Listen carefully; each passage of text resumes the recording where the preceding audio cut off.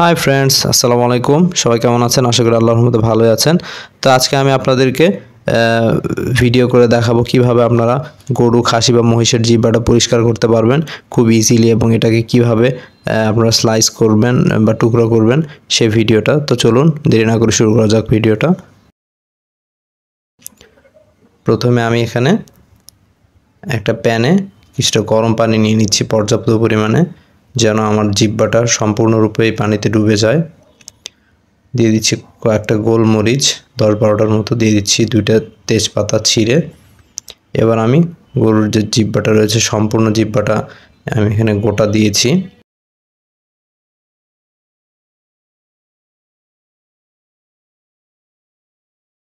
গরুর নাকের যে অংশগুলো রয়েছে সেগুলো দিয়ে দিয়েছি, বা চোয়ালের যে অংশগুলো যেগুলোর উপরে এক্সট্রা আবরণ থাকে উঠিয়ে ফেলতে হয় সেগুলো। এভাবে যদি আপনারা একটু গরম পানিতে সিদ্ধ করে নেন তাহলে এর একটা এক্সট্রা ব্যাড স্মেলও চলে যায়, প্লাস খারাপ যে ব্লাডগুলো থাকে সেগুলো দূরীভূত হয়, এবং একই সাথে এর উপরের যে মোটা চামড়াটা থাকে জিহ্বার উপরে সেটাও খুব ইজিলি ছাড়িয়ে নেওয়া যায়। তো এভাবে আপনারা টকবগে ফুটন্ত পানিতে 7-8 মিনিটের মতো একটু সিদ্ধ করে নেবেন। খুব বেশি সিদ্ধ করার প্রয়োজন নেই। দেখুন আমি চামচ দিয়ে আঁচড় দেওয়ার সঙ্গে সঙ্গে কি সুন্দর উপরের স্কিনটা উঠে যাচ্ছে। ঠিক এই পর্যায়ে চুলার আঁচটা আমরা বন্ধ করে দিয়েছি। চুলার আঁচটা বন্ধ করে দেওয়ার পরে এই জিহ্বাটাকে আমরা উঠিয়ে নিচ্ছি। আপনি চাইলে এটাকে ঠান্ডা পানিতে একটু ধুয়ে নিতে পারেন। দেখুন ফ্রেন্ডস, কত ইজিলি আমাদের গরুর যে জিহ্বার উপরের অংশটা থাকে, উপরের যে হার্ড স্কিনটা, সেটা কত সুন্দরভাবে রিমুভ হয়ে যাচ্ছে। তো ফ্রেন্ডস, আমরা আবার একটু ঠান্ডা পানিতে চুবিয়ে নিচ্ছি, কারণ 7-8 মিনিট সিদ্ধ করে নেওয়ার পরে এটা খুব বেশি নরম হয়ে গিয়েছে। সো এটা একসাথে একত্রে খুব বেশি পরল ধরে উঠতে চাচ্ছিল না।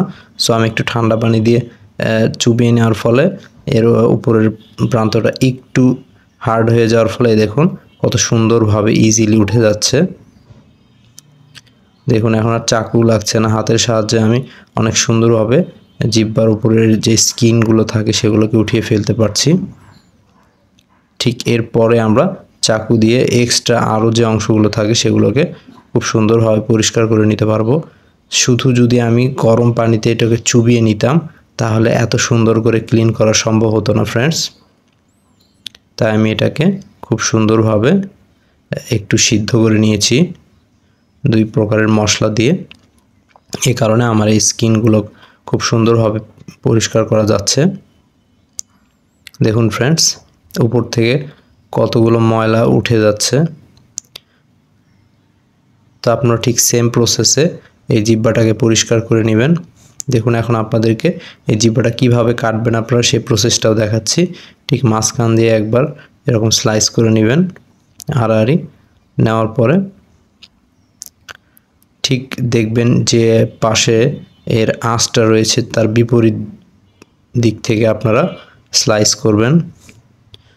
যদি আঁশ দেখেন রাইট টু লেফট, তার লেফট টু রাইট আপনারা স্লাইস করবেন, তাহলে জিহ্বার মাংসটা খেতে আর আপনার খুব বেশি আঁশ মনে হবে না, বা এটা খুব ইজিলি ছিঁড়ে যাবে কামড় দেওয়ার সঙ্গে সঙ্গে।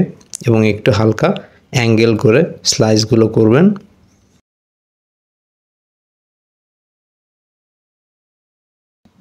তো ফ্রেন্ডস, দেখলেন তো কত ঝটপট অল্প সময়ে ভিডিও করে দেখালাম কিভাবে আপনারা গরু বা খাসির বা মহিষের মাথার যে মাংসগুলো থাকে অর্থাৎ জিহ্বাটা সেগুলো পরিষ্কার করতে পারেন।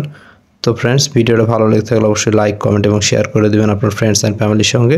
সেই সাথে আমাদের চ্যানেলটাকে সাবস্ক্রাইব করে দিবেন। টাটা, বাই বাই, আসসালামু আলাইকুম।